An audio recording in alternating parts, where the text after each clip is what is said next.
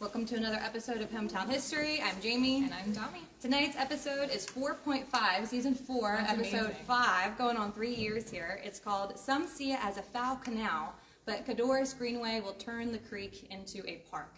We were at Logos Academy in downtown York. This is also where I work. So thank you to them for allowing us to host here, and also shout out for the York County Economic Alliance. They sponsored us tonight as well for us to be able to have this here tonight. Yes. So the Codorus is a tributary of the Susquehanna River that spans across the majority of York County. And can you guess how many miles it runs? Dun, dun, dun. So you gotta practice sign language, because I used to be a teacher. And so if you think going from the West Branch to the river is 42 miles, you're gonna show me A. If you think it's 75 miles, B. And 102 miles is C. And then you can hold it real low, it's okay, you can be wrong, no one cares, but everyone take a guess. I see a lot of C's, lots of C's. C's, okay, I see a 75. Ooh, okay, it's 42. It's A. 42. Now this does not include the winding paths, and again, this is from the West Branch to the river, not the entire thing. So here is the entire river, the Codorus, going from the southwest quadrant of the York County the whole way up to the river. And tonight's presentation will focus on all 3 branches and the main leg as well.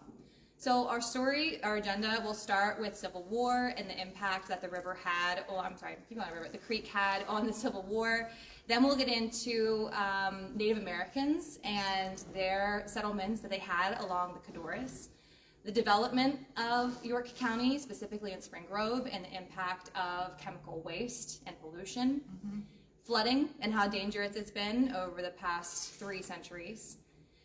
Beautification is yellow because it's actually where we're going to start, because if you've noticed, our agenda tonight is going to follow the river, and so it's not chronologically historically correct as far as the timeline. We're going to jump and weave just like the river, with the exception of the beautification project. This is downtown York, and we're going to start with that. So we're going to start with, here is the big picture idea of how it's going to be this beautiful space, and then we'll wind, and then we'll go back and we'll trace our way up.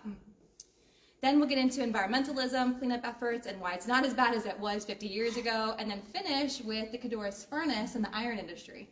And I will say, Dami and I had a hard time picking what kind of areas we want to talk about tonight, because the history is very deep, so we could have talked a lot more than just this.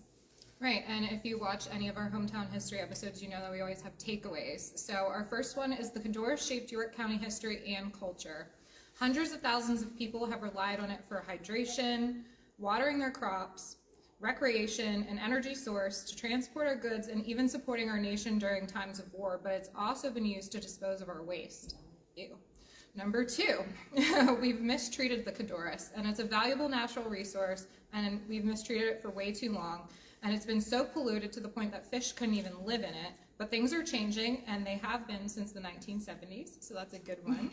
And 3, the Codorus Greenway project is designed to repair the health and the beauty of our creek, but it will do more than support the environment. It will help our residents as well. And finally, number 4, historically marginalized communities will be more connected to each other and the economic opportunities. In the same way that the trail towns benefit from the rail trails economically, an improved creek can boost neighborhoods along and near its stretch of the city. So make sure you're paying attention. We'll quiz you at the end to make sure you remember those. Jamie used to be a teacher, so she can be tough. I do kind of miss it sometimes. I have dreams of still classroom stuff. So my name's Jamie Noerpel. Like I said, I used to be a high school history teacher. Now I work for Logos Works, which is housed in Logos Academy. I have my PhD in American Studies, and I co-operate a website called Witnessing New York with Jim McClure. Yeah, and I'm Dominish Miller. I go by Domi, and I am the Third Circuit Court of Appeals librarian in Harrisburg, and I run the Preserving the History of Newburytown Facebook group, and in my free time, I'm a Civil War reenactor. Coming up soon, right? Yeah, I think our first event is going to be in Carroll County, April 25th, 26th. Okay, coming up, yeah, almost next month. So let's dive into then beautification first, so we can set the groundwork for what's happening right now.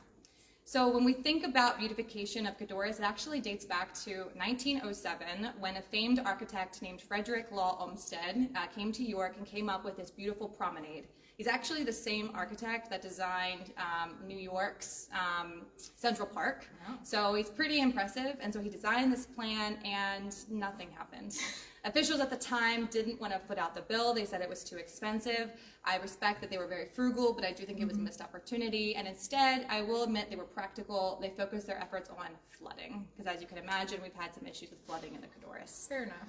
People continued to, before this and after, dump into the creek as well. So a lot of people thought that it really wasn't worth the time or the effort. And so access to the creek hasn't gotten really better until they put in the extra paved area many decades later. Right, and then revitalization of the Codorus once again became a community priority under the leadership of Mayor C. Kim Bracey. So let's dive into the numbers for this project. So the cost would be $30 million, and that's just under 1 mile. And so the mayor told me tonight that's actually probably going to be a lot more than that. So stay tuned with the actual final cost. Anyone who's in construction world knows that those numbers are fluid. Yep. Always changing. So it's estimated that construction would start in 2025 and it would be completed by 2026. So again, by construction standards, that's pretty quick. That's very true. Yep. The York County Economic Alliance has identified the beautification project with 4 different goals. I'll start with 2 and then I'll pass it to Dami. The first is that the communities here have been largely marginalized, and so by building this, it will connect them to then number 2, transportation as well. So the people here, there are, when you think of all the people that live in New York City, about 27% don't have cars. And so public access to walking ways and even being able to use the creek potentially for transportation is crucial to their livelihoods. Right, so goal number 3 would be connect to trail networks. So that is regional active transportation, including the Heritage Rail Trail, the September 11th National Memorial Trail, and the East Coast Greenway. And number 4, it would boost our economic growth and climate change resiliency along the Codorus Creek. Crispus Attucks has been huge into this project, and then here's another picture where you can see a lot of the area of where it's going to beautify the area so people can actually access and potentially even wade in. Really large paths and they're smooth. It's going to be nice. Yep. So under the leadership of Jeff Kirkland, he's a local historian educator, Crispus Attucks took charge and created a summer learning program. And what he did was he talked to these kids about the historical significance of the Black families that live in the area. Many of them live on South Penn Street. They came up from Bamberg, South Carolina. Jim McClure was there as a part of that, and also Meow Helfrich. And he talks about in his lessons last summer about how this was a community. He was raised by a village, and he had this great quote that he said, the mother next door would discipline you as if you were her own child. Yeah, that's old school. So Donnie, I expect you to, if Otto starts acting up, you'll whip him into shape. I'm the fun aunt. That's really cute though. But unfortunately in 1960, urban renewal initiatives leveled the neighborhood. Redlining and other discriminatory government programs had discouraged investment in those neighborhoods, and the families were dispersed throughout York and elsewhere. That old neighborhood is marked by Martin Luther King Jr. Park. So the Codorus Corridor Summer Enrichment Program is a class, like we said, that meets down to Codorus Greenway. It's both in the classroom, though, and out of the classroom, which we think is pretty cool, and they really look at the 1.4-mile initiative to improve the access and amenities. So good job, Crispus Attucks. Yes. So the West Side Trail would link the West and East End neighborhoods, including residents without transportation, and that would give them job opportunities like those in York College's upcoming Knowledge Park. Yeah, which we did an article on. Yes, we did. Yeah, so check that out. So now getting into one of Dami's favorite subjects. The Civil War. Yeah, so how did the Creek play a role in the Civil War? Yes. When the nation was engaged in battle from 1861 to 1865, the soldiers needed protection from the elements, including during the wintertime, they needed blankets. So blankets to support our Union forces were created right here in York County. They didn't obviously have enough to cover every single person, but still it's cool to know that little York County played a role in supporting our troops. And that's a picture from Dami. Yeah, this is the woolen blanket that I use when I sleep outside Civil War reenacting. So the Codorus Wooden Mill, it was built in Glenville in 1790. It would have used steady water from the west branch of the Codorus Creek that would have flown over this water wheel. It would have spun and processed the fibers into fabric, and it continued operating into the 1900s. Cool. So there's no evidence that the mill was ever visited, let alone under attack by the invading Confederates, but we know that cavalry patrols actively monitored the southern York County region during the Gettysburg Campaign, and they focused their efforts on flour mills not only as sabotage but to forage for their own meals. So, you know, when you're out there and you're only getting rations, you're going to look for food anywhere you can. So if the Confederates had known that this mill supported the Union Army, they probably would have burned it down. But it didn't. Stealth mode. I like it. We like that Codorus Mill played an impact on the history because if you ever try to locate it, it's on Wool Mill Road. It's pretty easy. It gives you a little hint of where it might be. Yeah. So when you think about York County, can you think of other roads that were named after historically important places? Anyone? Anyone? No. Well, if you're watching online, comment below, and if you at the end of this presentation, if your noggin has been jogging and you come up with ideas, please bring it up, because I think there are a lot of different places in York County that are from the history. We'll probably get some in the comments. It's easier when you're not on the spot. Yeah, right. You got Loucks Mill Road, you got Kings Mill Road. Loucks Mill Road, Kings Mill You Road. got Cookus House Lane. Happens to be where the mayor lives. Good. So the mayor's 3, rest of crowd 0. So we'll lean on you at the end if you I feel like he has an unfair advantage. Let's now go back a few more 1,000 years and talk about Native peoples. Yeah, so Native Americans lived on the land for thousands of years, and we know that most about the Susquehannock Indians. And here's a map of their major settlements along the Susquehanna River. So, however, discoveries have been made in southern York County along the south and east branch of the Codorus Creek, and many of the artifacts predate the Susquehannocks. So we're unsure of the name of that group that occupied the space at that time. Catherine Sterner, she is a professor down at Towson. She, along with 2 archaeology students, did a 5-week field study program in between the south and east branch. They dug 1.5 foot wide holes in these fields all around like Loganville area. That was a general location. And what they found is that prehistoric settlers, while they were trying to create tools, they would use other stones like quartz to chip away to make those tools. And so archaeologists are able to use their skill set to identify those shards that are left behind. Archaeologists call them debitage. Ooh, very fancy. It needs to be like a debitage. like a Scrabble like Oh, clutter yeah. back pocket. That would be a good one for my crossword puzzles that I do. Yep. Now I know. So the researchers would shake the soil through the wire screens, and they'd scan for artifacts as they do it, which is like this picture. And the method is called shovel testing, and it isn't obvious to the untrained eye, so you really have to know your stuff. And they unearthed many artifacts that proved people along the Codorus for the past 6,000 years. Yeah. So check out some of the artifacts that they found at the site. And just to point this out, I mean, they found 15 pieces of evidence that people lived here in 6,000 to 8,000 BCE. That's just kind of cool to know that the history of York County dates like thousands It's been here of forever. years. I love it. And they're still out there. So it Yeah. makes you wonder what other artifacts are still out there to be found. Yeah, in 20 years, what are we going to find? This research was just done, I believe, in 2021. I'd have to fact check that, but the point is it's very recent. Yes. Yep. So speaking about Native Americans, did you know Codorus is Native American? So, all right, you guys are going to have to get out of your comfort zone a little bit. Turn and whisper to the person next to you. What do you think Codorus means? You really have your teacher hat on. I do.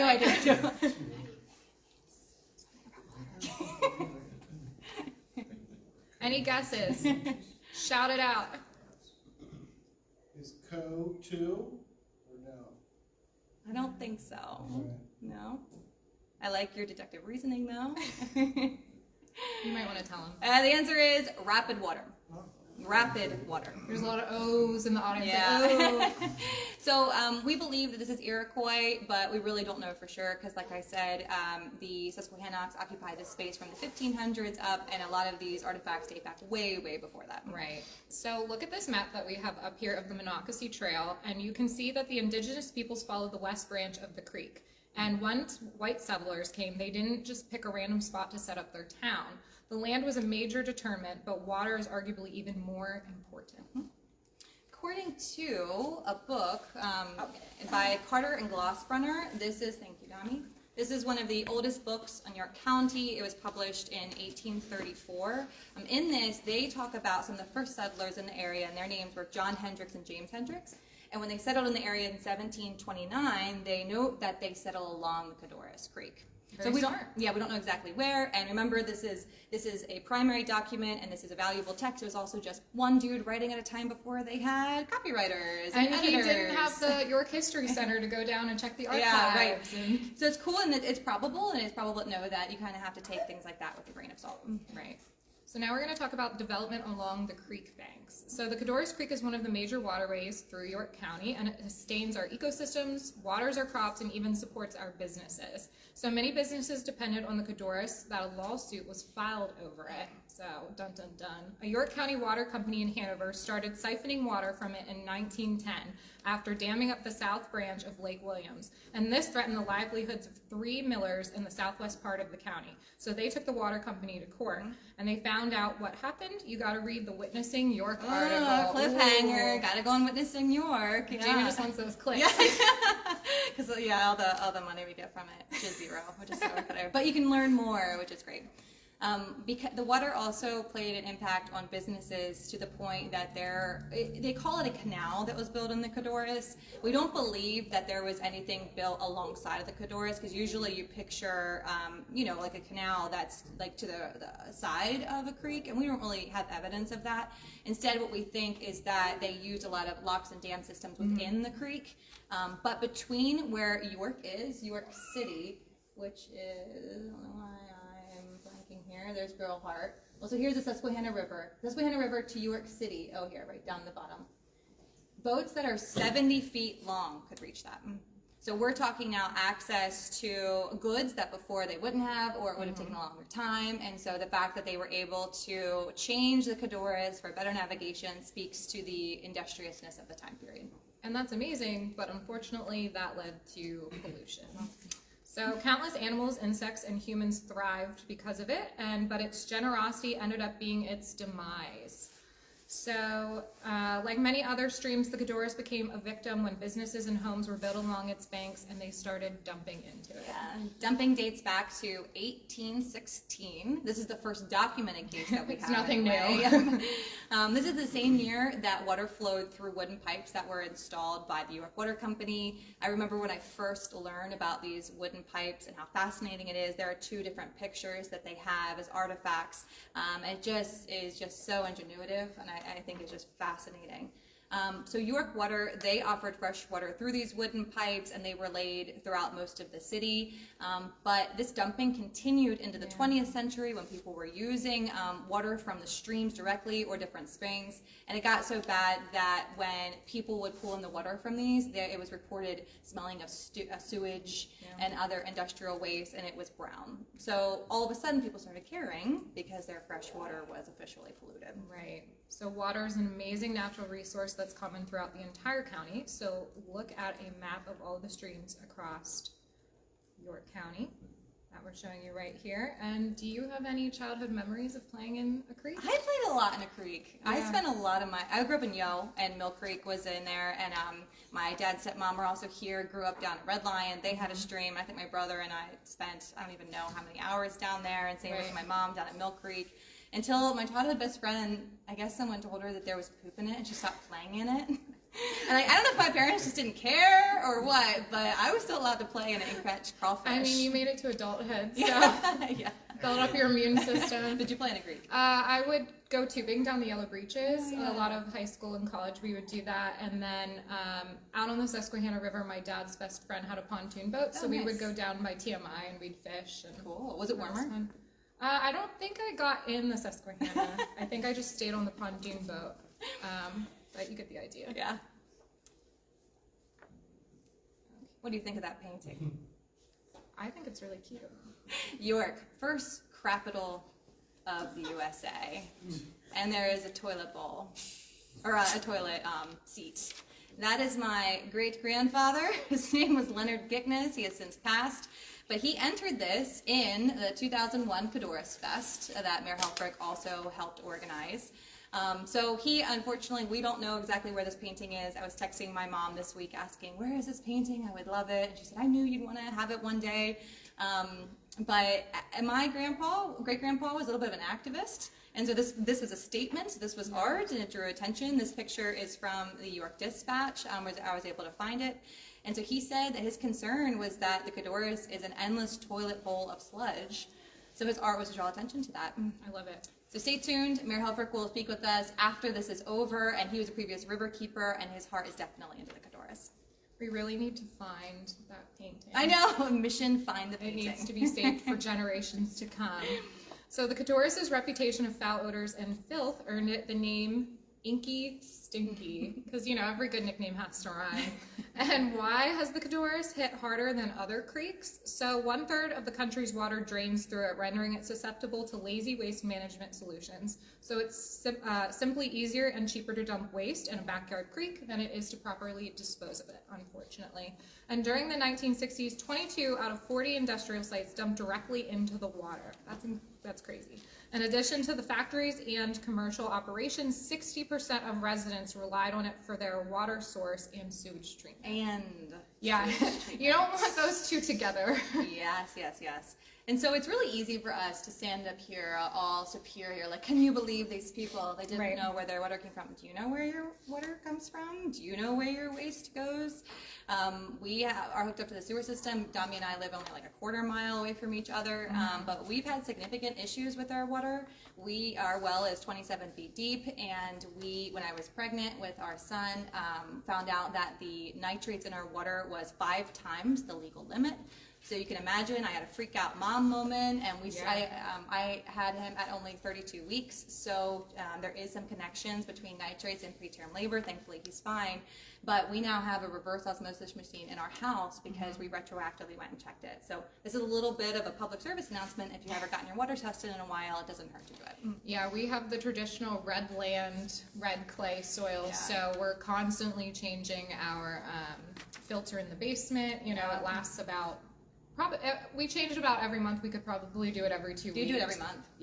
Yeah, because the sediment, it's just so much. She's looking at her husband like, we gotta change it more often. But yeah, it's true. If you've ever heard of red land, it gets its name honestly. Quick shout out to Chloe Doyle. She was an intern at York College. She created an amazing website that's archived at the History Center. It's beautifully designed, but it's called Flowing Through History, and she looks at the impact that businesses and the environment had on the Codorus. Very cool.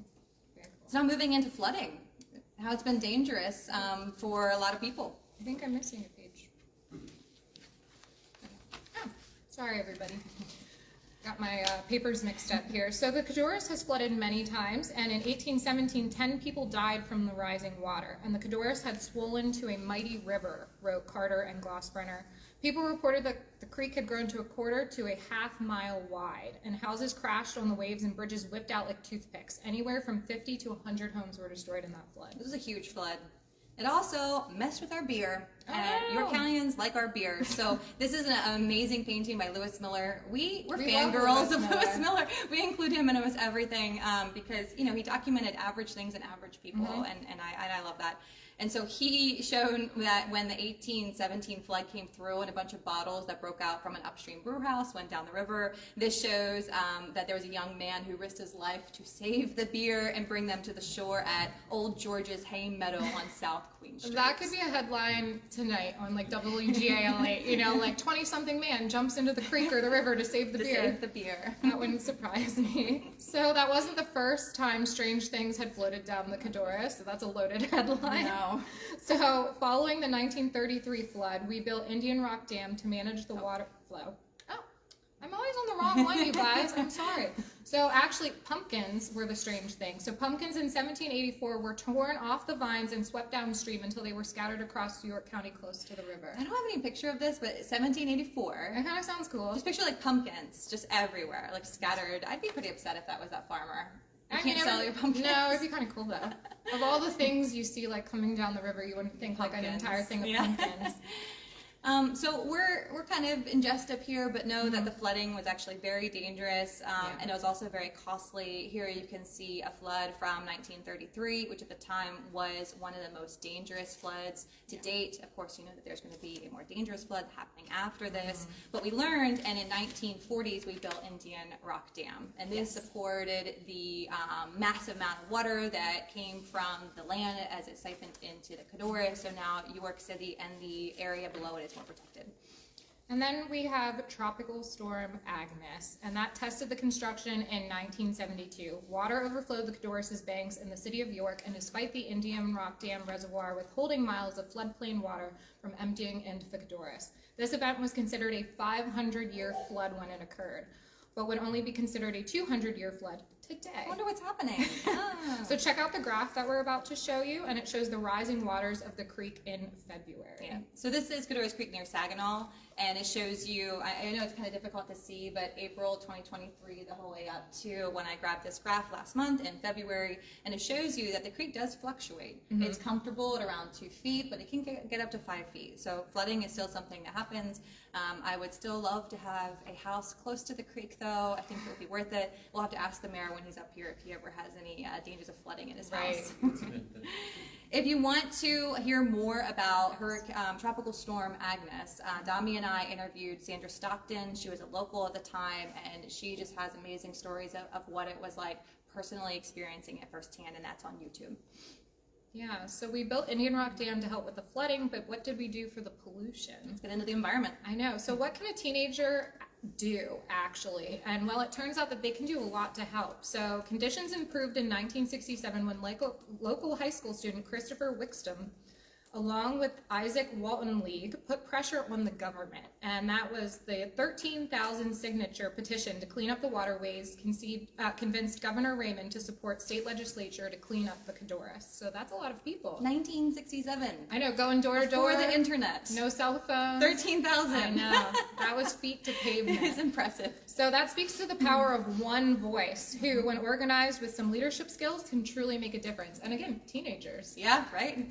Another voice that made a huge difference is Dr. Robert Denoncourt. He got his doctorate from Cornell University in zoology with a specialization in ichthyology, which is a study of fish.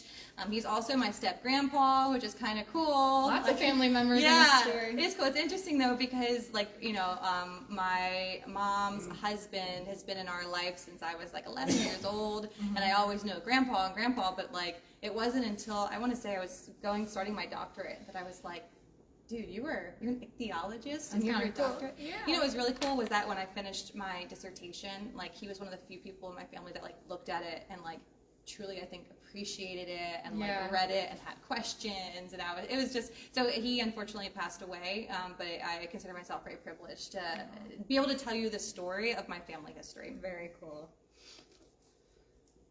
So at the time, people claimed that no fish could live in the Codorus Creek. So that kind of goes to show you how gross it was. So it became that polluted, and Denoncourt wanted to find out for himself if the fish could live or not. So he gathered a team of educators and other students, and they ventured into the Codorus at 4 separate locations, going out everywhere from Beaver Street the whole way up to Spring Grove.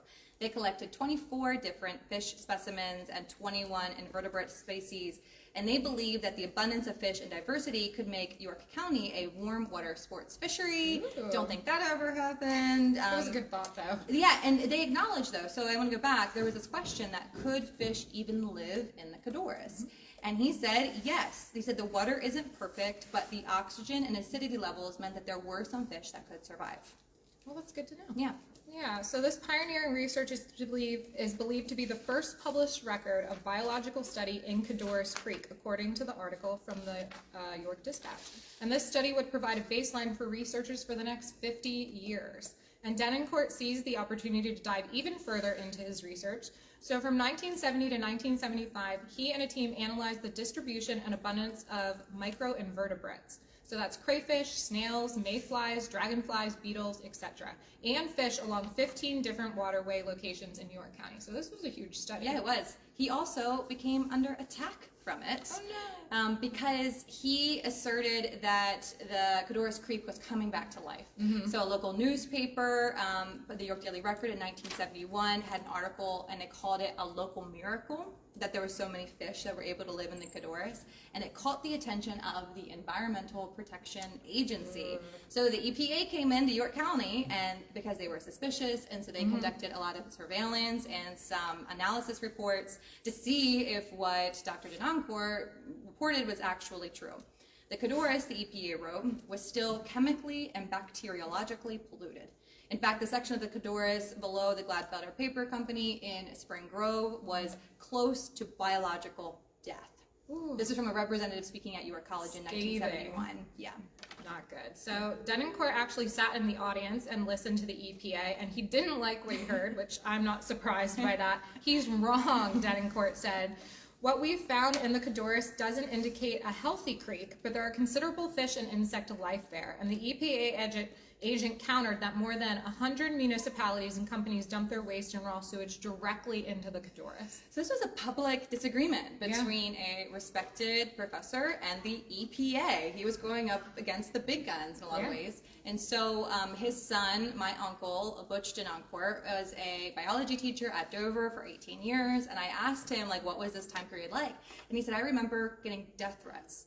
Like people calling us with death threats. That's crazy. People claimed that Grandpa was putting fish into the creek to then later catch them. Planting them. Yeah, planting them. Smart, my grandpa. Yep. Yeah. So it makes us think about how Grandpa, if he wanted to, like he could have just given up. He could have not kept fighting. And so it makes us think about like when you're trying to do something good and then you're under a public attack of it. I'm sure the mayor knows Especially nothing about like national public attacks. right. This isn't just a little York County problem anymore. Right. This is bigger than that. Yeah, but he kept up the fight. Good job, Grandpa. So right upstream from York City, the team discovered foliage and underwater plants that indicated a healthy system there. So however, by the time the survey team reached Spring Grove, only 7 fish were found compared to the 1,545 specimens found in the upstream Burrow Creek. Yeah. So, I mean, just to reiterate, 7. 15,000, Spring Grove Paper Mill, 7. Okay. So, I mean, that's evidence right there. They said biological death. Yeah. Right. So, in the beginning, Dr. Denoncourt set out to see if no fish could live in the Codorus Creek. And his fish collection proved that wrong. However, his statements were a little misleading. Okay? And he recognized that later. He said, my statements that fish could live in it, and then it prompted all this. The Codorus is doing awesome from local newspapers. He realized that it made it seem like the Codorus was healthier than it actually was. Right. So, but a federal investigation and public pressure prompted him to revisit the creek again, resulting in a more holistic and comprehensive view. So he could have just went home with his tail between his legs, but instead he thought, you know what, I'm going to go out into the creek and I'm going to find out for myself. I'm not going to just stand up here and preach. I'm going to go see what it actually is and come back with another report. And the EPA's reports could have discredited Denoncourt, but he sees the opportunity to gather more information instead of allowing his ego to get in the way. And his research brought attention to York County and how we were polluting the environment and called out specific companies to start cleaning up the river and beautifying it as well. You know, sometimes you have to tell the people the ugly truth. Yeah, sometimes. So now we've reached the end of the creek at Codorus Furnace, and we're in the 1700s, so we're going back a little ways. So the furnace is older than the country, and it was built in 1765 in the current day location of Pelham Township. And it was once owned by James Smith, a signer of the Declaration of Independence. And the location, like we've emphasized already, is thanks to the Codorus Creek. So look at the furnace from the front. That is where the liquid hot iron ran out into sand molds of cannonballs and cookware. Water would have come from the Codorus, and it would power parts of the furnace via the water wheel that would also then cool the iron. There would have been a race in the front of that would have carried water into the wheel, which then would have run parallel to the road. I really wish we could go back. I think there may have been some research on this. Jerry Jones, I believe, or Stephen King put out, I'm sorry, not Stephen King. That would be really cool if he did. Stephen Smith. But cannonballs that were made here were in the Revolutionary War. That's really cool. And the War of 1812, like right here in York County, kind of like our story started with the Civil War and the blankets. It would be fun to find a cannonball that was like stamped like made in York County. Right. In the mid-1800s, iron would have floated downhill to Baltimore and then over to Philly, as well as they went through the Industrial Revolution, and it kept on making iron until 1850. Right. So that brings us back to our takeaways, which we started with. All right, get out your paper. There's in a your quiz. name. So 1 through 4. number 1, the Codorus shaped York County. Hundreds of thousands of people have relied on it for hydration, watering their crops, recreation, an energy source to transport our goods, and even supporting our nation during times of war. But it's also been used to dispose of our waste. Number 2, we've mistreated the Codorus, a valuable natural resource, for way too long. It's been so polluted to the point that fish couldn't even live in it, but things are changing, and they have been since the 1970s. Number 3, the Codorus Greenway project is designed to repair the health and beauty of our creek, but it will do more than support the environment. It's going to help our residents as well. And finally, number 4, historically marginalized communities will be more connected to each other and economic opportunities. In the same way that trail towns benefit from rail trails economically, an improved creek can boost neighborhoods along and near its stretch of the city. So thank you for being here. I hope you learned more about the Codorus Creek. Our next episode will be on April 18th. Yes. We will be down in Peach Bottom area talking about the slate and the Welsh of the people who quarried that valuable mineral. This is going to be virtual only, though. Yeah. So as much as we love our live audience, this one's going to be a little bit more closed house, but of course, join us online. Yes. So stay tuned. We'll have Mayor Helfrich up, and we'll ask him some questions about his time in the Riverkeeper. Yeah.